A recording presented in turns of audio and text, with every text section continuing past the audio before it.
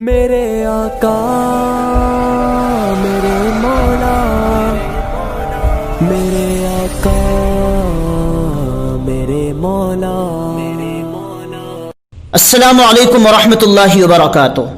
دوستو، کیا آپ کو معلوم ہے بازاری عورتوں سے ملنے کے کتنے بڑے بڑے نقصانات ہیں؟ فاحشہ عورت سے زنا کرنے کے کتنے بڑے بڑے نقصانات ہیں؟ اگر نہیں معلوم ہے تو آئیے جانتے ہیں۔ سب سے پہلی چیز آپ کو یہ معلوم ہونا چاہیے، 10 آدمیوں کے پیشاب کرنے کی جگہ اور فاحشہ عورت میں کوئی فرق نہیں ہوتا۔ ہر قسم کی بیماری والا انسان بازاری فاحشہ عورت سے اپنا منہ کالا کرتا ہے اور ملتا ہے۔ وہ زنا کرنے کی ایک ہی جگہ ہے، عورت بھی ایک ہے، بالکل اسی طرح پیشاب کرنے کی جگہ بھی ایک، اور پیشاب کرنے والے اس جگہ پر 20 ہوتے ہیں۔ رنڈی یعنی فاحشہ عورت کے پاس ہزاروں آدمی آتے جاتے رہتے ہیں۔ یہ فاحشہ عورت ایک آدمی کے لیے نہیں بیٹھتی، اس کے شوہر کا کوئی نام نہیں ہوتا۔ اس بازاری یعنی فاحشہ عورت کے پاس روزانہ 50 نہیں، آپ صرف 5 آدمی کا ہی حساب لگا لیجئے، یا چلیے صرف آپ روزانہ کا ایک ہی آدمی لے لیجئے۔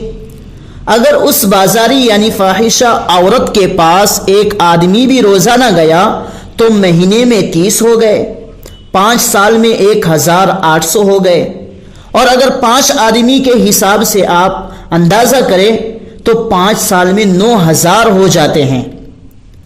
خوب غور کیجئے کہ اگر اسی طرح ایک پیشاب کرنے کے مقام پر 5 آدمی پیشاب کرتے ہیں تو اس کو کارپوریشن کا آدمی آ کر پاؤڈر سے دھوتا ہے کیڑے مارنے کے لیے، لیکن اس بازاری فاحشہ عورت کے پوشیدہ مقام کو کون دھوتا ہے؟ اب جب لوگ فاحشہ عورت کے پاس جاتے ہیں تو روپیے دے دیتے ہیں، یہ تو نہیں پوچھتے کہ تجھ کو کیا بیماری ہے، تیرے اندر کیا بیماری ہے۔ جب سب قسم کے لوگوں کی دھات اس میں گرتی ہے تو اس مقام میں کیڑے جراثیم پڑ جاتے ہیں۔ اب جانے والا چلا گیا، رات کو زنا کیا، صبح کو پیشاب جلتا ہے، پیشاب لال پیلا آتا ہے، سفید پانی پیشاب کے آگے پیچھے نکلتا ہے، پیشاب میں پیپ آتی ہے، یہ سب بیماریاں پیدا ہو جاتی ہے۔ اور جب یہ زنا کرنے والا اپنی بیوی سے ملتا ہے تو اس کو بھی یہ بیماریاں لگتی ہے۔ ایڈس کی بیماری کا شدید خطرہ رہتا ہے، پھر مردانہ طاقت کی کمزوری پڑتی ہے، اور یہ پیچیدہ بیماریاں جنم لینا شروع کر دیتی ہے۔ دوستو، میں یہ کہتا ہوں کہ زنا فنا ہے ہر ایک چیز کے لیے، آپ کے مال و دولت کے لیے، آپ کی صحت کے لیے۔ بازاری فاحشہ عورتوں کے ملنے سے بہت سے نقصانات پیدا ہو جاتے ہیں۔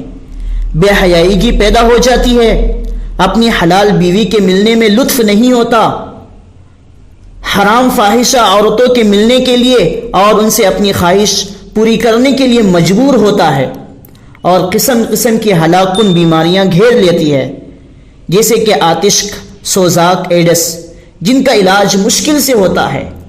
آج تک سائنسداں اس کے علاج میں پوری طرح کامیاب نہ ہو سکے، تحقیقات جاری ہے۔ ان خطرناک بیماریوں سے شفا کا ذریعہ کن دوائیوں سے ہو سکتا ہے؟ کیا آپ کو معلوم ہے؟